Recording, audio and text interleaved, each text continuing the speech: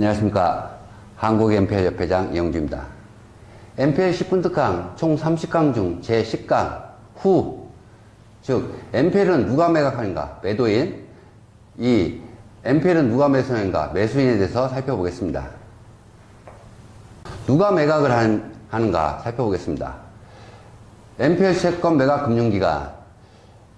MPL을 매도하는 금융기관은 총 세 덩어리로 분류를 하셔야 됩니다. 첫 번째, 제1금기관이 있고요. 두 번째, 제1금융기관이 채권을 사와서 만든 유동화 전문회사가 있습니다.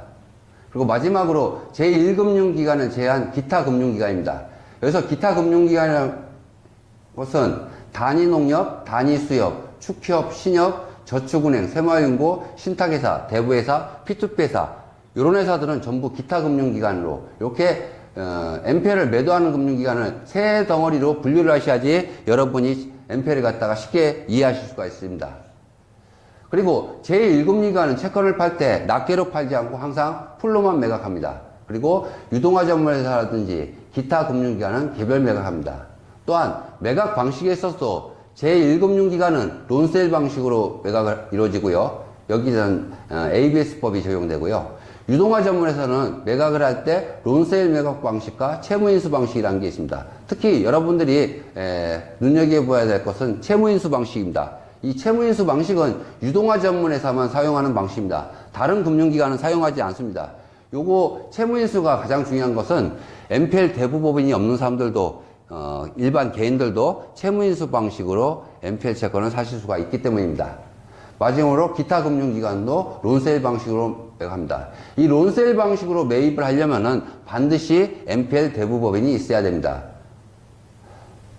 마지막으로 제1금융기관입니다. 1금융기관은 풀로만 매각을 한다고 했습니다. 보통 풀을 구성할 때는 1금융기관은 500억에서 채권 원금 기준으로 500억에서 약 2천억 정도로 풀을 구성합니다. 따라서 일반 개인이 사기는 힘듭니다. 따라서 제1금융기관이 채권을 갖다 누가 사오냐? 보통 기관 투자자들이 사왔고 이 채권을 갖다가 사갖고 와서 유동화 전문회사를 만듭니다.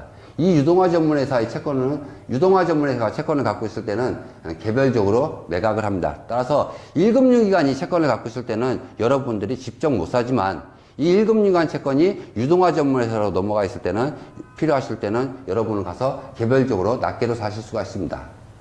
두 번째, 여기 론세일 방식입니다. 론세일은 반드시 MPL 대부법인이 필요하다고 했습니다. 그래서 MPL 대부법인만 살 수 있습니다. 채무인수 방식은 MPL 대부법인도 살 수 있지만 일반 법인이나 개인도 살 수 있습니다. 따라서 MPL 대부법인이 없는 사람들은 그러면 MPL 대부법인에서 채권을 못 사나 생각하시는데 유동화 전문회사가 갖고 있는 채권을 채무인수 방식으로 사실 수가 있습니다.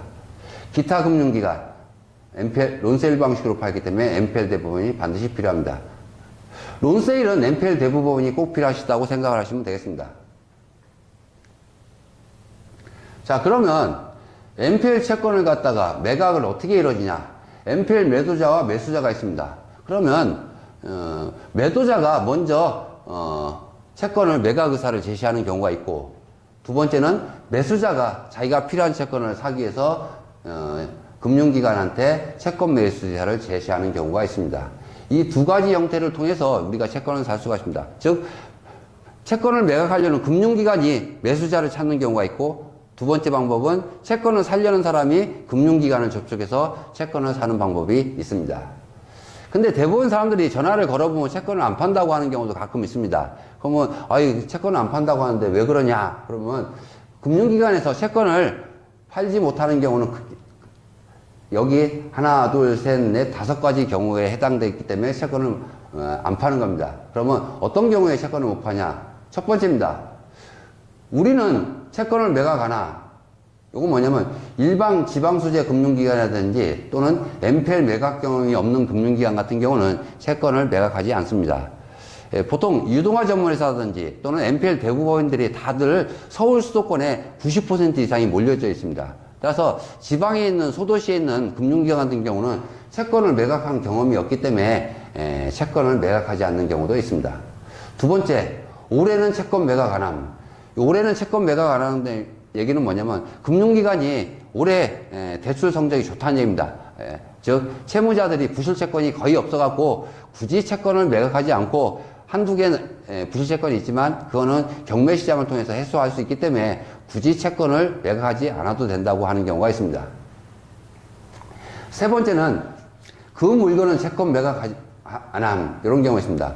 가끔 조합들, 그러니까 뭐 새마을금고라든지 신용협동조합이라든지 농협 같은 데들, 이런 데들 전화를 걸어보면은 그 조합에서 유지들이 갖고 있는 부실채권들, 즉 채무자가 이 조합에 좀 영향력을 행사하는 조합원이 갖고 있는 채권은 이 채권을 갖다가 NPL 대부법인에 매각을 하면은 그 채무자 쪽에서 이의제기하는 경우가 많이 있습니다.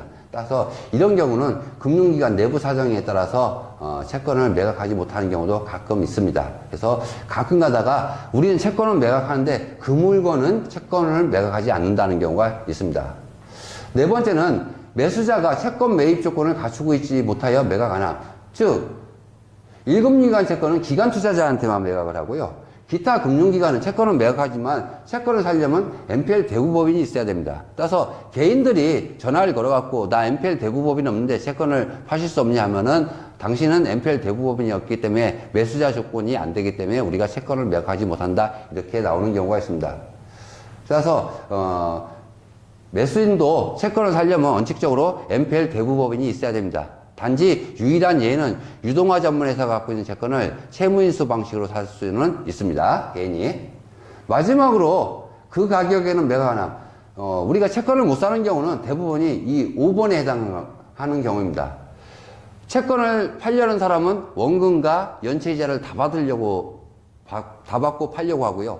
채권을 살려는 사람은 원금 이하로 살려고 합니다. 그래서 매도인과 매수인 간에 가격에 갭이 생깁니다. 이 갭 때문에 채권을 못 사는 경우가 대부분입니다. 그래서 이 매도인과 매수인 간의 가격 협상에서 이 가격 협상이 잘 맞지 않아서 채권을 못 사는 경우가 있습니다. 이렇게 우리가 채권은 누가 팔고 누가 사냐. 즉 채권은 모든 금융기관은 원칙적으로 채권을 다 팝니다. 원칙적으로. 그 다음에 채권을 사는 사람은 원칙적으로 NPL 대부법인이 있어야 됩니다. 단지 아까도 설명했지만 유동화 전문회사가 갖고 있는 채권 중에서 채무인수 방식으로 살 때는 NPL 대부법인이 없어도 됩니다. 지금까지 채권은 누가 파는지 또는 누가 사는지에 대해서 살펴봤습니다. 감사합니다.